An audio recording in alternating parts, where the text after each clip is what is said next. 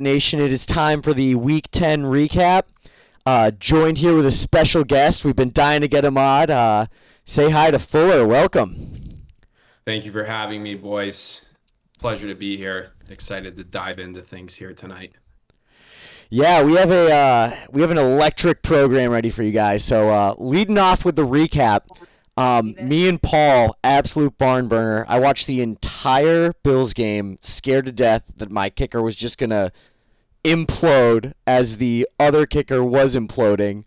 But yeah, managed to get it done. Really kind of helps me stay afloat in the playoffs picture. Yeah, this was a big one, big one for me as well, because I really needed Paul to lose too. Mm. So I was big on the Romeo train this week.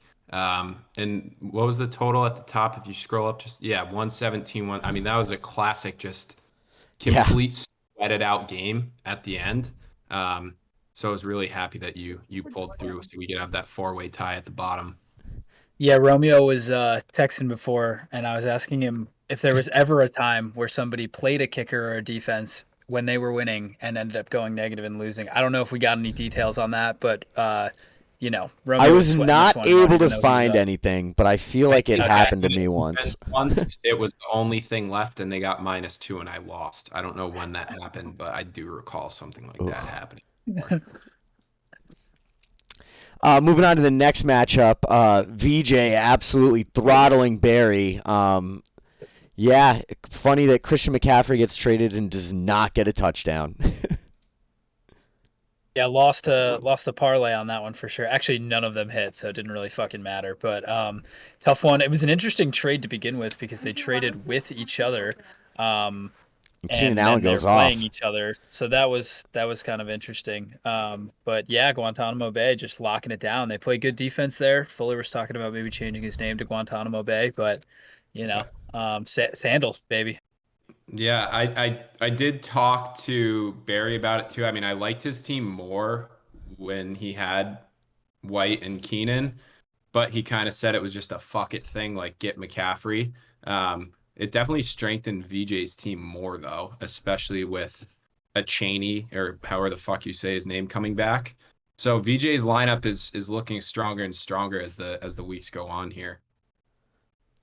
Yeah, I'm kind of happy that VJ got over his trade fears. Oh He had a my lot God, of Jesus trader's Christ, guilt, dude. trader's remorse from his early on trade of ETN.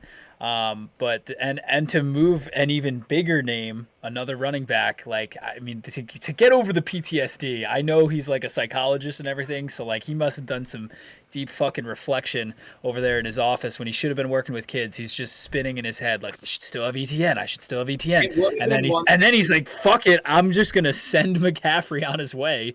But yeah, I agree. I like his roster more. So good for you, I VJ. I would have understood this whole VJ saga if he lost every game after trading Travis Etienne. The kid went 4-1 after trading him, and he was crying like it was he lost his firstborn. I mean, it was crazy, and he's been winning every game ever since. It's like I don't feel bad that you've been winning every game since you traded Travis Etienne, but I will say his team does look good. It looks good right now. Gotta love winning the week with two guys combining for 5 points and Mahomes on bye. So, and next up, talking about people rooting for other people.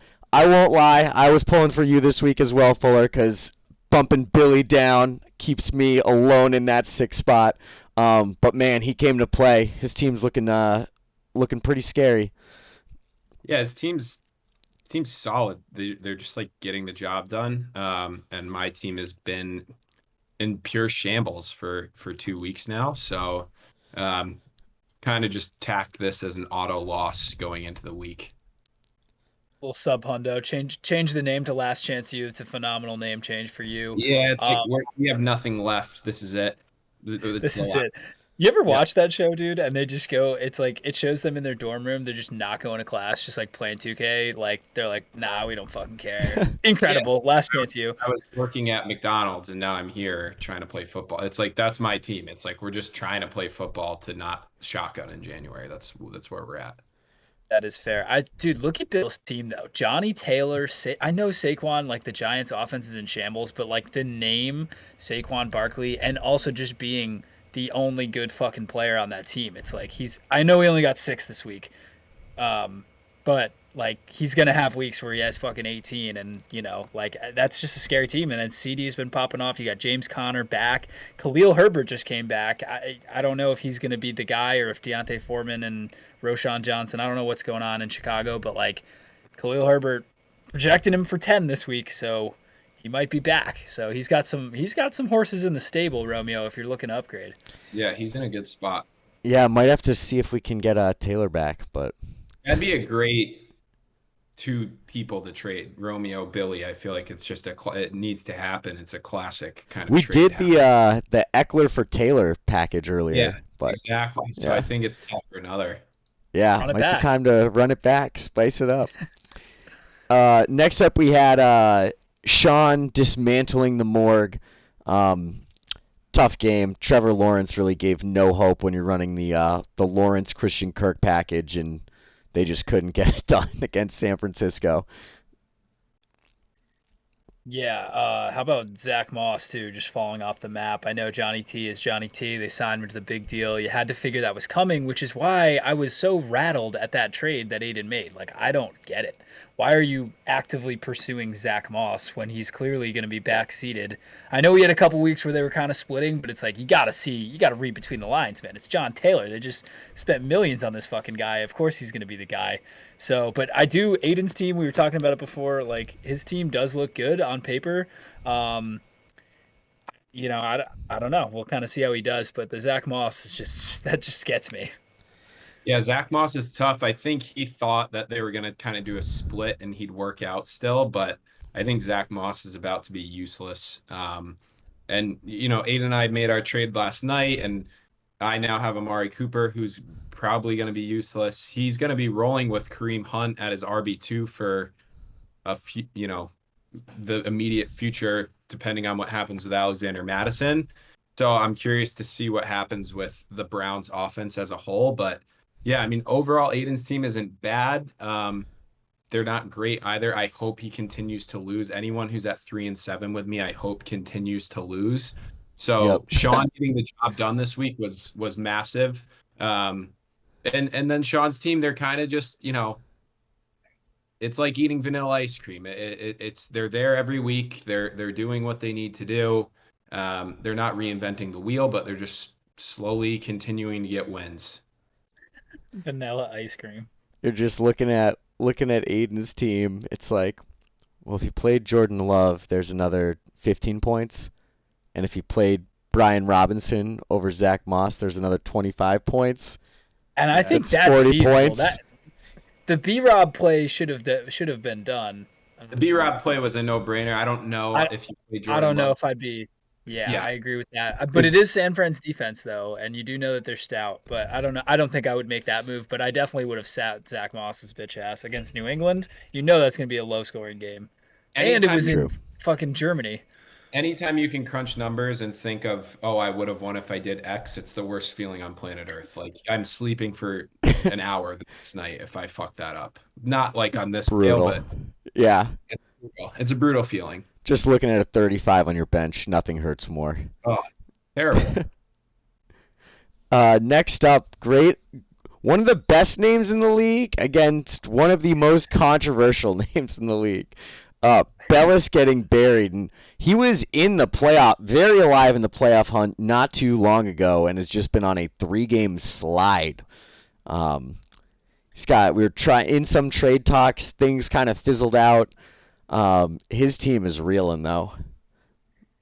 Yeah, I mean, dude, me and Bellis, Bellis, first of all, it was fantastic just catching up with you. We were texting like the whole day Sunday, little bit on Saturday. I was like, I miss this fucking guy. It was just a great feeling. I love fantasy football for that. And we were it was a little neck and neck through the 1 o'clocks, and then, Dak Prescott took the field, and I mean, what a fucking performance from him. So you take that away, and this was it was a close game, honestly. We were also talking, we both were thinking Tony Pollard was going to have a fucking blow-up game and still struggling. So is Rico Dowdle or Deuce Vaughn gonna like start stealing some time, or is this just like the Cowboys just throwing the ball really well and just like not overutilizing the run game? Like I don't know, but that's the big question for Bellis is like, is it going to turn around? Is Tony Pollard going to be able to consistently throw up 10 to 15, or is he going to be chilling at 5 to 10? Yeah, I'm looking up right now too because it slipped through my radar on Dowdle, and I just saw that Billy got him an hour ago. Um, so I was Good gonna, pick, Bill. Good yeah, pick, Bill. I was very close. I was very, very close to getting Tony Pollard, and I'm thanking God every day that I didn't because my team would have just gone even further down than they already are. Um, but again, Tyrell's team every week they just get stronger. Like I've made the worst trades of all time with him. They feel right in the moment, and they end up just not panning out for me, and they pan out so well for him. And his team, like I was looking at his roster for next week. God, his your team looks so good for the coming weeks. It's looking pretty good. The Gibbs thing, I don't know, man. I think it was a risk on both sides with the Gibbs and the Cook, and I needed to avoid the bye week for 13. That was my main priority, and I was willing to take the risk and be like, I saw the upside in Gibbs, I liked it. But you got Ferguson back in our subsequent. How many trades have we made this season? Was I that don't our know. I third love trade? it. It's like they always feel right in the moment, and it just hasn't panned out. I think we've made three trades. We're gonna have to look back and see how many trades. It's at least two, but it might be three. I don't even But know. Gibbs has just been a star, and I think he's just going to keep being a star. And he'd solve so many problems on my roster right now. But that's just I play a dangerous game. I trade as much as humanly possible, and this is the consequence of the actions right now. It must feel electric though. Get you tingling. Oh my Oh, it God! does. Like when you're opening the app the next day and You the you got to clock hits. wait the 24 hours, dude. Like, and you get to reset your lineup. Oh, When it finally goes through and you see the slate, everything, and it's all lined up, it's such an amazing it's feeling it's a until it's it's a not. fresh start Yeah, until it's every not. week, Yeah, it's a fresh start. fresh start. You thinking another fresh start? Um, in the final game we had George and Trav, and I think we called this one in that while George's team has been doing well, Travis's team is really coming alive, and it was just Eagle bye week, which is very tough on George. Um, Yeah. I like Trav's team. I've been saying it. I know we were talking before. Fuller doesn't like the names on the team. And there's some production issues. Let's be honest with it. But I feel like Jerome fucking Ford. This dude is such a under the radar guy because the Browns they're 6-3. First of all, how are the Browns 6-3? I think they suck. But Jerome Ford is getting most of the touches, even over Kareem Hunt, which is interesting. So he's putting up like 11 a game, like pretty consistent floor of 11. And then Stevenson, same deal, like pretty much 11. So he same as George, like they're both in that like 100 to 115 range. But Trav, when he overproduces and hits the 130, he's fucking making a little run. And I said it 2 weeks ago now. I was like, I see Trav could make the playoffs. yeah. When Romeo did that massive spreadsheet, I'm on the Trav train, dude. Death is coming alive. I like the roster. T.J. Hawkinson picking it up. Jefferson's back. I don't know if that helps or hurts him, but I like the roster, man. I like it. Yeah, I think Trav's team is okay. I think he has a consistent floor, which is what I'm learning is good in this league. Is if you have a consistent floor of 110, and you have a couple good weeks where you do well. But this matchup, George's big bye week, you kind of knew he was getting fucked. So it was a good time to be playing George, and Trav ended up having a good week too. So, but I think we all knew that George was going to have a tough road this week. Yep. Yep. And moving into our next little section, we got something cooked up. So we are going to go over each team this year and who best represents them as an old lime athlete. Either of you guys have any words before we get started? Buckle your seatbelt. It's electric. Got some blasts from the pass. Um, and also just, some great names and some great stories coming. So, Yeah, I have to admit I spent way too much time on this list today. Um, like in between calls at work, like going in and diving in and trying to think of the perfect comparison. So this took over my Wednesday, but it was a great time. Amen. And let's dive right in.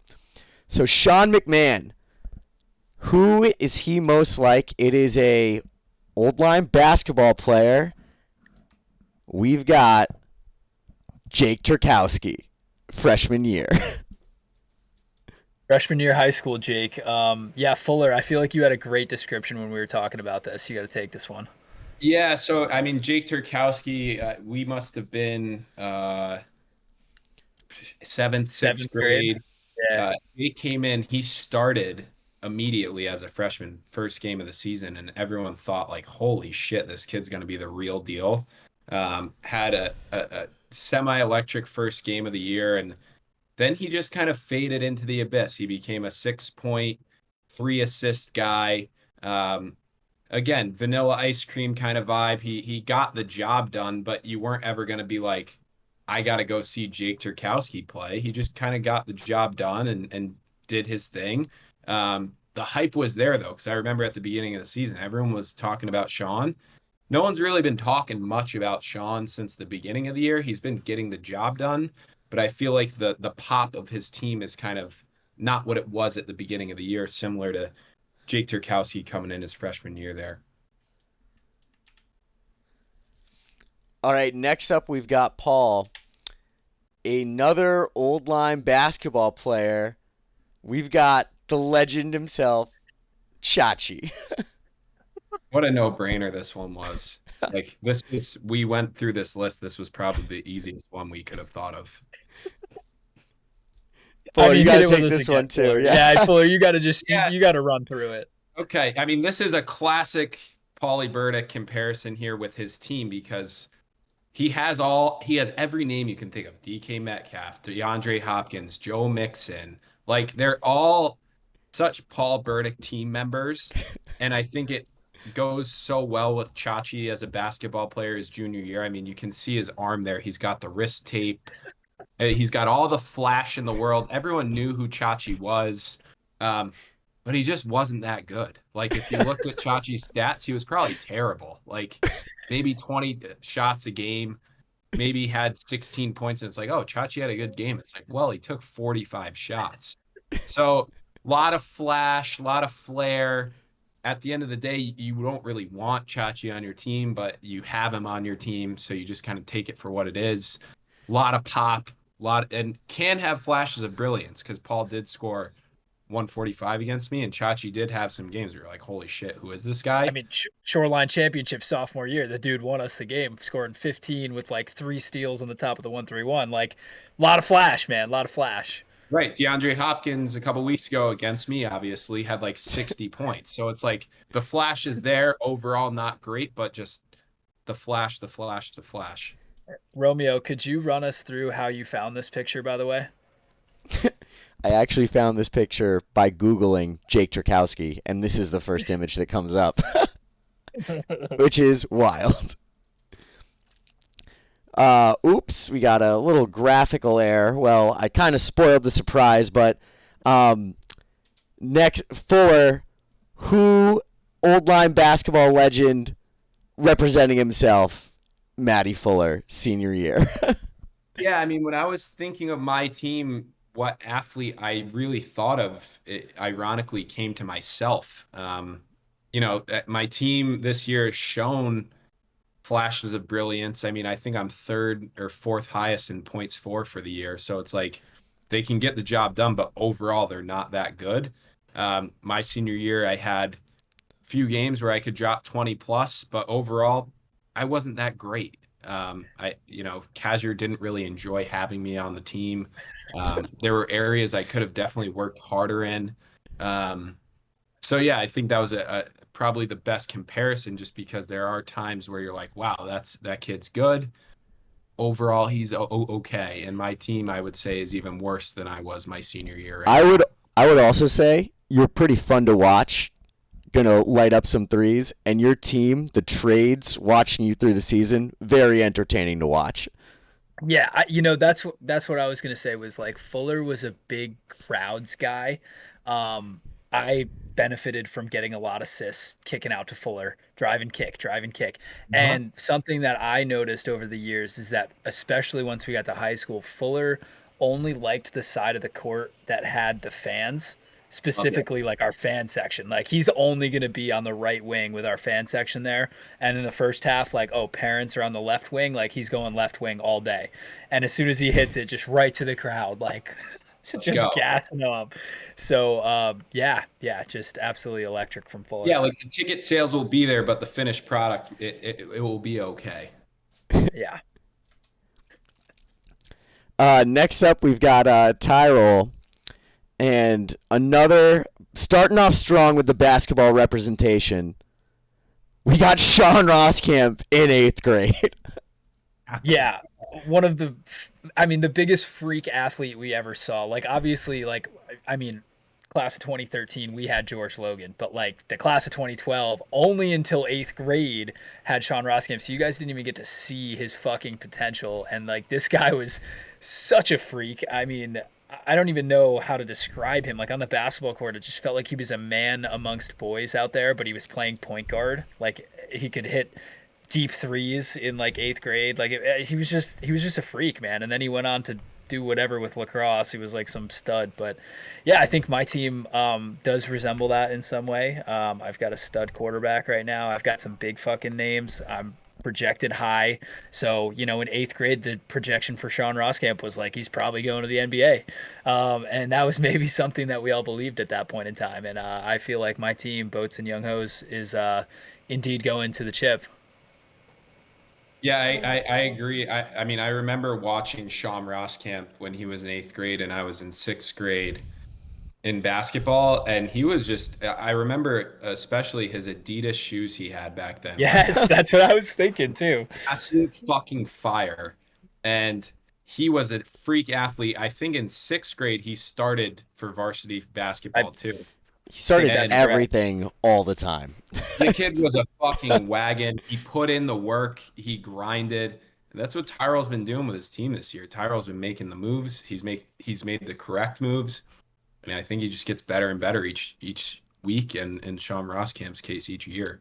Kid won the punt, pass, and kick in all of New England. So At what age did he do that? 8th grade, wild. Eighth grade, That's eighth grade, crazy. the best 8th grader maybe in history of the world, Sean Rosscamp. At least in Connecticut. At least in Connecticut. Right? Easily And in Connecticut. How and do you you look think at he would Tyrell. stack up with like Chris Dunn? How would he stack up with Chris Dunn before we go into Romeo? Sorry. Like in 8th grade. Like in 8th grade, like Sean Roskamp versus Chris Dunn. You think that Yeah, they like?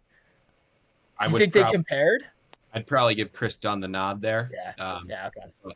I think Sean Rosscamp. I would love to see Sean Rosscamp freshman year versus like a John Luster freshman year basketball going head Ooh. to head. Like I feel like that'd be a clash of the Titans there.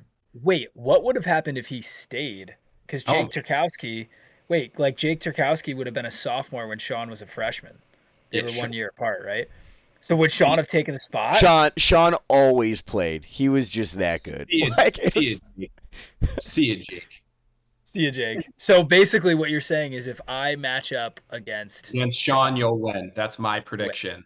Thank you. I appreciate that. That's what And I I need to hate hear. I hate when we do this when people take offense and everything. Listen, I'm not attacking any teams here.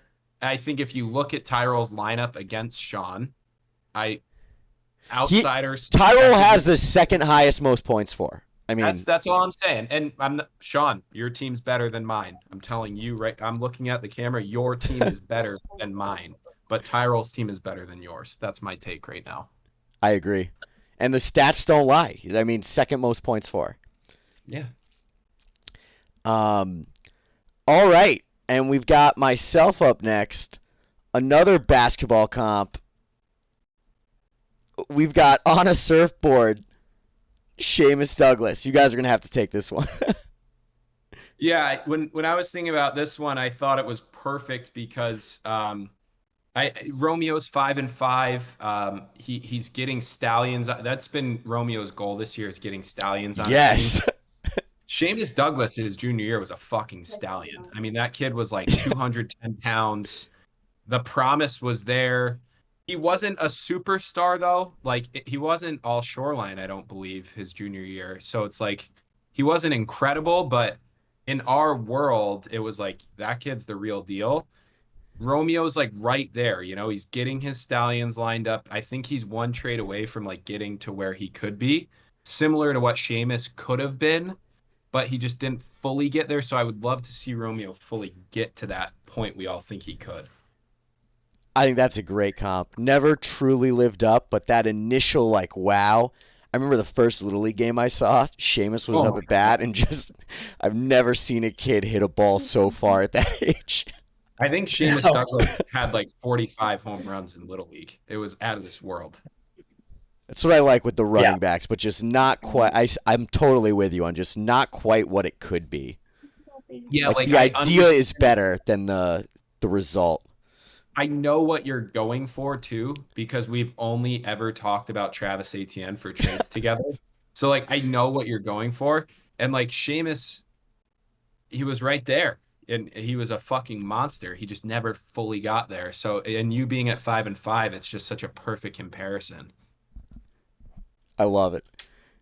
And then up next, and we were saying so, Tyrell's pretty. Sean Rosscamp, elite athlete, maybe the best athlete to come out of Old Lyme, right?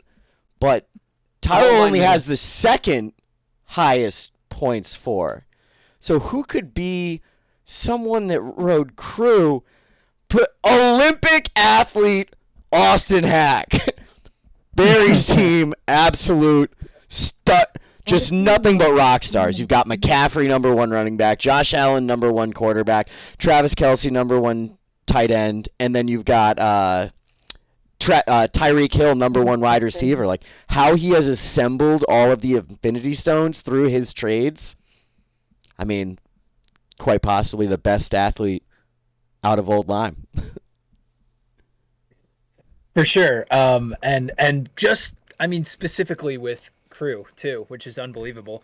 Fucking Olympic athlete like that. But look at just specifically with the three positions that he has. I mean, obviously Josh Allen too. You got that's so crazy. Josh Allen, Christian McCaffrey, Tyreek Hill, Travis Kelce. You got It's the hard to four. believe that's possible. Right? It's crazy.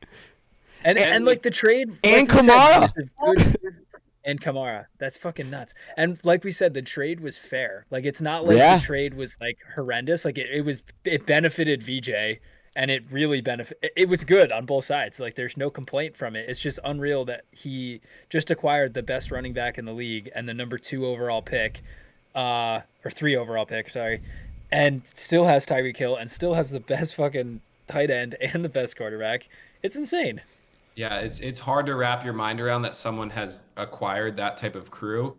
And it's also hard to believe that like from Old Lyme, Connecticut, we had a Stanford rower that was an Olympic athlete. Like it's hard to believe that that came from Old Lyme and how high of a level of like athletic achievement he had in his life. It's hard to believe. And like Barry getting number 1 position of 4 positions on his team is fucking crazy. It's wild. What was his pick in the draft, by the way? What He did took Tyreek? Kelce first. He took Kelsey first at like pick 5, probably. Pick 6, I Can't believe. 6, yeah. Pick 6. And then he took Okay. Josh Allen on the wraparound with the second pick. So Second to round. then go out and get McCaffrey and Tyreek Hill and Kamara, it's just I think Mixon was the Managers third round, managing. which moved in the Hill trade. Yeah, don't very the good McCaffrey moves, one, too. yeah, but and so I mean Tyrell and Barry might have the most points for, but atop the standings is VJ. So who could this athlete comp be? We have another basketball player. It's Austin Hack again, but as a basketball player, not as an Olympic crew athlete. And you look at VJ's team, and it's like it's getting the job done, and it's just a little bit clunky. Austin Hack was gonna get the job done, but it wasn't quite always didn't look that great the way he got it done. Yeah, when I looked at this comparison, we talked about it in the chat the other day. The points against for VJ are like, I think teams average 94 points against him each week. So it's like, is he that good, or is the competition just been that bad? And it was very similar to Austin Hack his senior year. I mean, he was like 6'10", playing against kids who were like 5'11". So it's like, it begs the question, is Austin Hack good, or is he just 6'10", playing against 5'10" guys? So it was a no-brainer matchup here on the Yeah, comparison. I mean, I remember we were freshmen when he was a senior, and like, remember he pulled up his pants so high that his underwear came out the bottom, and he had to do push-ups for it. That was fucking hilarious. Also, like on paper, when you look at VJ's team and you see Patty Mahomes and you see Keenan Allen now, and like Mike Evans, like you see some big names. When you walk out of the locker room with a 6'10" dude, like you're like, oh shit, like this team's pretty good. And then he comes out and, just like Liam Corrigan, can't hit the fucking rim to save his life. And we were a very below average team that freshman year. Like, I think we barely made states. We were like 8 wins, like barely snuck in there. And I'll never forget Austin Hack getting absolute. Remember, we were up 19-0 on Hyde leadership at home. Our fans are chanting "Start the bus." I remember sitting on that bench like, "Yo, this is crazy." Jefferson calls a timeout, starts swearing at his kids in the huddle. They come out with a designed alley-oop play from an out of bounds from fucking half court and literally alley-oop dunks over Austin Hack. And I was like, what the fuck? They proceed to win by 20.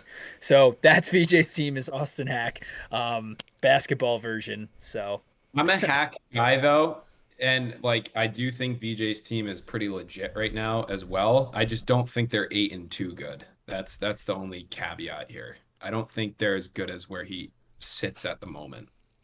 agreed.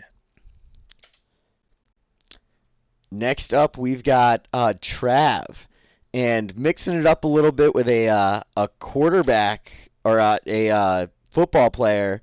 We've got Phil Cohen, senior year. Yeah, I take pride in this one. We were talking about it earlier when we were talking about Trav's team, right? Not a lot of flash, very limited ceiling, fairly consistent floor. Phil's senior year, it was like, would you want him to be the guy? It's like, I guess it's like he is the guy, so you got to make him the guy. It was fine.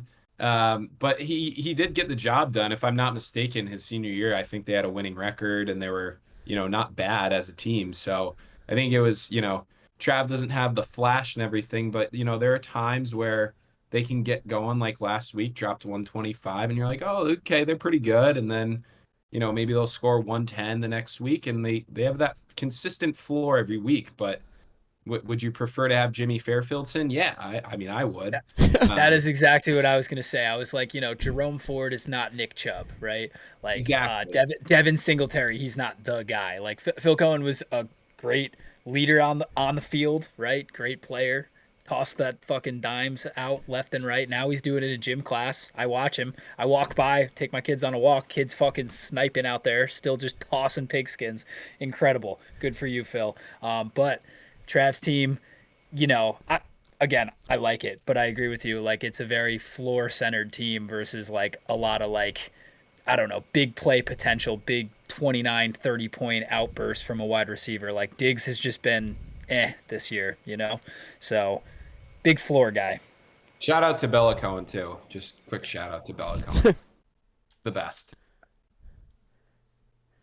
Next up, we've got Bellis, and another mix-up. We've got a soccer player and Bobby Buttrick, senior year. Yeah, I'm gonna. Does, I'll does go this have anything to do with the name? That's my only question. 100%. Yes. However, I do feel like they're fairly comparable without the rapist being involved. If any of you don't know the story, quick spark notes. Bobby Buttrick was a kid porn guy, and had a million sets of videos of kid porn buried in his backyard that got dug up by the police. And I don't know what happened to him, TBD on if he went to jail or He what's did, going but he got bailed out, 50K. He got on. Okay. bought out on bond. But I don't know what happened after that. So So we'll like have to do some digging. when you think of Old Lyme, it's a crazy fucking place, guys. I mean, we had an Olympic athlete from Stanford we were just talking about, and we have a child porn dude digging up things in his backyard. Um, Aside from that, the porn rapist stuff with Deshaun Watson, Bobby Butcher connection there, I feel like they're fairly similar overall because like Nick's team, it had promise. Like everyone was like, Nick could make playoffs. You guys were just saying it. He could make playoffs. He could be good. Then he was like, okay. Like Bobby was a defensive player in soccer, and everyone was like, I think he's gonna be really fucking good. He was from Alaska. No one really knew much about him, and it's like was he training his ass off in Alaska and is going to be a freak athlete? We don't know. He was solid, wasn't an all conference player, got the job done, but ultimately you're not going to win titles with Bobby Buttrick on your team. And I think Nick's not in a great spot similar to Bobby in soccer and in life. Speaking. Boy, Love it. you deserve an Oscar, brother. Up next, we've got the commish. I'll let Tyrell take the commish here. Oh yes, please. This was B-ball legend. Beef fucking Wojcik. This dude wore the high knee socks. All right, this dude had the fucking swagger. We were in like 5th grade, 6th grade, going to these games.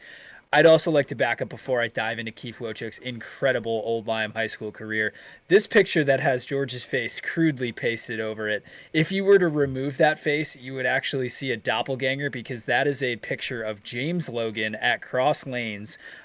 Keith and James were friends, and this was taken right from Keith's fucking Facebook page. So yeah, if you go ahead and remove that crudely pasted, beautiful picture of now married George Logan, you'll see James Logan right there. So Keith Wojcik, again, great player. I don't really know what those teams' records were like. We talked about Dave Quentin a lot. Know he was on that team.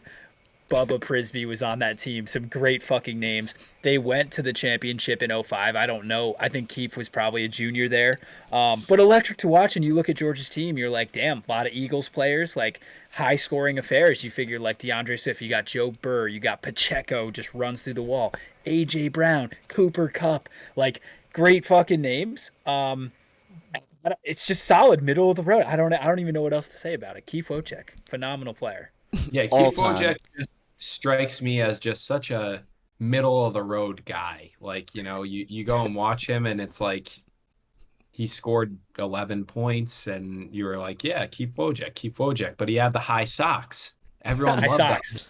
that. That's what I remembered. I didn't remember. That's what we don't even know how he was as a player right now. We have no idea, but he did wear high socks. So much so that we remember his name right now. And exactly. Yeah. And that's Georgia's team. Like, could make the playoffs, but I don't know. We'll remember the swag that he had with the all Eagles team, just like we remember that. Like years from now, I'll be like, remember that year George had like 6 Eagles players on his team? And I think this might be our last one, or no, second to last one. We've got Aiden the Morgue, and a little golf comp for all the golfers in the league. We've got Seb, senior year. Yeah, we're switching it up for the last two. We did a lot of basketball because that seemed to be ingrained in our memory for a long time. But if you look at Aiden's team right now, it had a point where you're like, it's terrible. Then there's some promise there. It's very peaks and valleys, and you don't really know what you're getting. Seb in golf was very similar. Like, he should have been so good. He had a lot of talent, and he was the number 3 guy his senior year, and like golf was supposed to be his big thing that he was going to be a superstar at, and he just ended up being so average, like the most average shoreline golf player you could think of. And that's what I like. Aiden's made good moves, and his team is definitely getting better. But again, the peaks and valleys, like I feel like I've gone up and down with Aiden's team all year. Like I've looked at his roster and been like, it's not bad. And then he'll score 72 points, and I'm like, is it bad? I don't know. So it's very up and down, similar to Seb in his golf career. I definitely Spot capitalized on. on one of those valleys after losing to Tyrell with 140, beating Aiden with 76. Yeah, like but you look at Aiden's lineup and you're like, it shouldn't be scoring 76 points, you know? Like it just shouldn't be, but it's the peaks and valleys.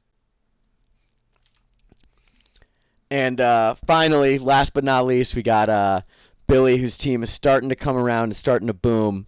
We've got a cross country guy. Who could it be? We've got Nick Walker. And you look at Billy's team to start, and he had some like tough matchups to start, went 0-2, and like Nick Walker, I remember running the mile against him in 8th grade, and I think he did like a 12 and change mile. Like you finish the mile and cool down and do another lap because you're bored, and he's still trying to complete it. But then he goes off to running camp, and his team starts turning around and really coming alive. And look at Billy's team right now, and like what, second highest weekly this week, like only losing to VJ. Like his team is booming at the right time. Yeah, he's looking good, man. I like his roster. I like the move he made. Like I said, I don't love the move that Seb made, that Aiden's team made. I don't love shipping off Saquon, man, and I think that really boosted Bill's team quite a bit. And he's looking to run that 4 minute 20-second mile, that 16-minute 5K. You know, win states, bring it all home. The champ is back. You know he's dying to, number one, get on the trophy because whatever happened, collusion, couldn't get on. He's looking to get into the playoffs, and he's looking to get onto that trophy. I was taking a Yeah, look. I will say like Billy's gonna see this and be like, my team's fucking Nick Walker. What the fuck? Nick Walker was a goddamn wagon. Like his Oh senior year, yeah, that kid was raking in cross country. Like he was. we were talking about all-time athletes, like he's kind of up there. 4 minute miles, dude. 4 minute 20-second mile. Like nobody in here. I don't even know if I can run sub 6 at this point anymore. Like even No, at my peak, I was running like 5:30 at best. Romeo, you did a running camp. You were running what, like 5:15 or a 5:13 was little my less? PR. Yeah, Like I think I was 4:20? I think I yeah, was a crazy. 7:15 guy. 4:20 mile is fucking. I don't even know if I could bike that, bro. Yeah, he Is it- was well, all New I probably could. England 3 season athlete. All of them being He was track. that was okay. I was But thinking what he was all New England 3 times, which is fucking yeah, crazy. 2 years, so 6 times, right? Yeah, it's Yeah, But legit. that's nuts. but also, I was taking a look at Billy's team and like quarterback strength of schedule rest of the year, and it's like the Giants have an easy schedule for their quarterback. Like, yeah, okay. The Bears, the Panthers. You go through the 8 teams, and none of their quarterbacks are the guys you want, with the exception being the Eagles. And so, of the elite quarterbacks, like Patrick Mahomes has a tough schedule, Josh Allen has a tough schedule, um, Burrow has a tough schedule. Jalen Hurts has one of the easier strength of schedule quarterback things, peaking at the right time. Nick Walker, tough early, peaking senior, junior year. Billy's team's coming alive. It's a good time to be Bill right now. All right, and that concludes that the old lime athlete segment. I think what I'd like to see, Fuller, if you want to take a moment, I would love to see, to end our segment. I know you talked about it, a 2 minute drill, pardon the interruption style, on this week's matchups. Do you think you could rattle that off the top? Yeah, I mean we could go. I feel like we're running a little long. I feel like a 2 minute, like you could bring the Yes. electricity. I think you would crush it, and it's time to shine. And then maybe we could keep that kind of going. But I think that'll get the boys buzzing. All right, we'll just rattle off quick. Me versus Romeo renovated stable. I'm going to lose this game. My team is getting weaker and weaker by the day. Romeo's team rock solid. The trade you made with him, getting Collins, Addison. Addison, I think he's in a good spot. I feel fine about my lineup, but like there's so many question marks. I think I take that L. Yeah, Sandals and Bill's gonna. This is where I think VJ's. Is that Mike Evans out, by the way? Looks like a questionable. questionable. Okay. I think this is the week where VJ's team gets a loss. Some Billy's chinks in team. the armor. We've been going nuts about Billy's team. Maybe we're selling or we're overly buying his team, but I think this is the week VJ goes down. More gets slaughtered next. This is an interesting one. This is very, very interesting. Again, this is a toss up. I really, really, really hope Bellis loses this game. I love Nick Bellis. I hope he loses this game. This is a toss up. Any guesses from you guys on this one? I think Stroud pulls it out for sure.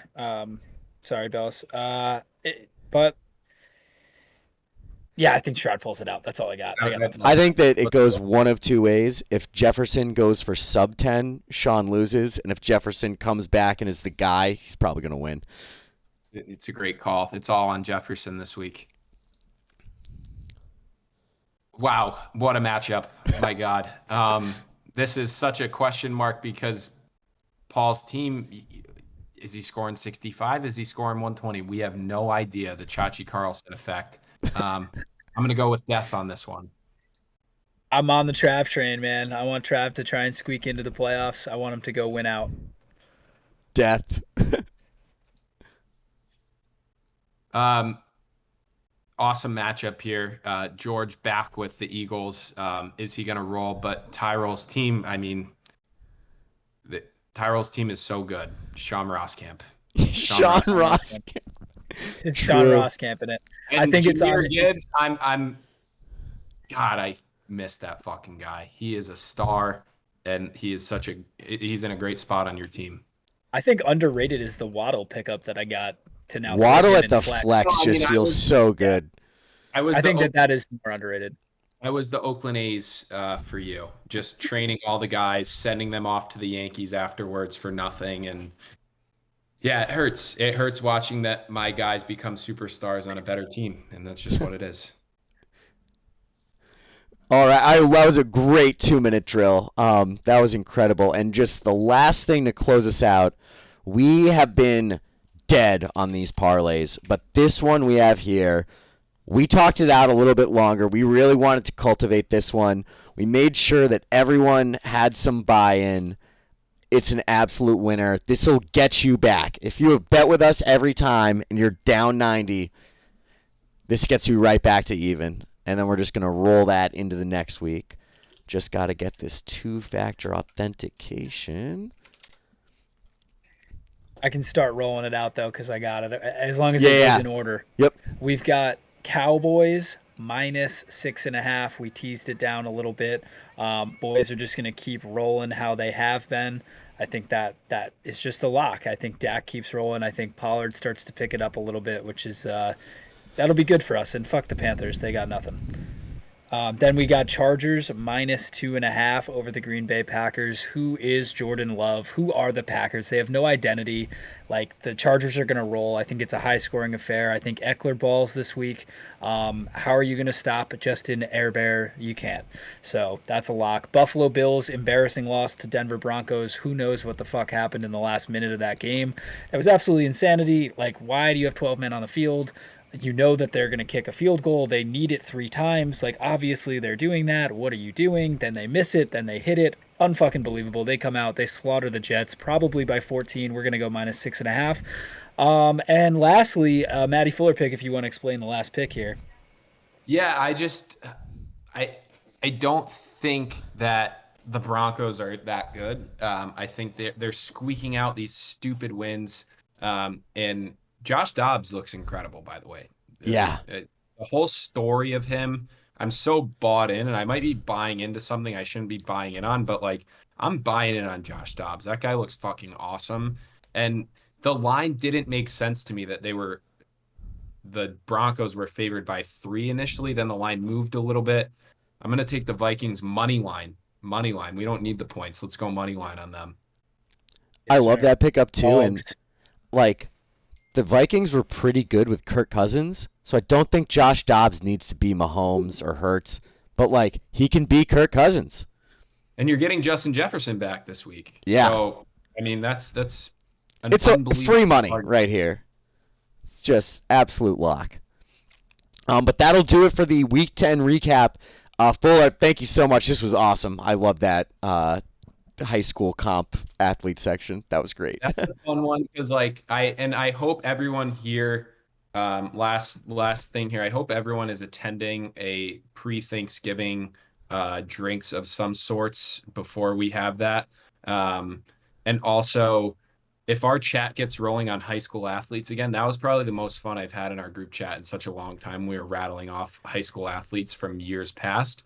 So this segment was perfect, and I hope it strikes up a lot of good conversation when we release this. Sounds good, and signing off.